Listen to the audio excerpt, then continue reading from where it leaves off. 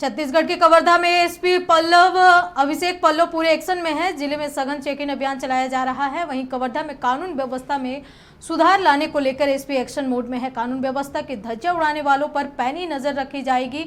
वहीं एसपी ने कहा कि नियमों का उल्लंघन करने वालों की अब खैर नहीं है। जेल के सलाखों के पीछे जो कानून के उल्लंघन करेंगे ऐसे लोग होंगे। ट्रैफिक पुलिस और कोतवाली पुलिस गैस्टेड ऑफिसर्स के सामने हमने सिग्नल चौक पर चेकिंग किया, जिसमें 30 से ज़्यादा गाड़ी जो है वो ड्रंकन ड्राइविंग में पाया गया। और बड़ी खेद की बात है कि उसमें कुछ पुलिसकर्मी भी थे, कुछ मीडिया कर्मी भी थे और सामान्य नागरिक भी थे।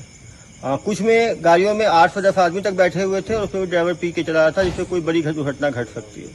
उसके बाद पूरे शहर की पेट्रोलिंग की गई, जिसमें लालपुर रोड में एक अंडरग्राउंड स्ट्रक्चर में बेसमेंट में 30 से ज़्यादा पीजी कॉलेज के बच्चे जो है रात के 12:30 बजे जो है स्नूकर खेल रहे थे, जहाँ पे धूम्रपान कर रहे थे, शराब सेवन कर रहे थे।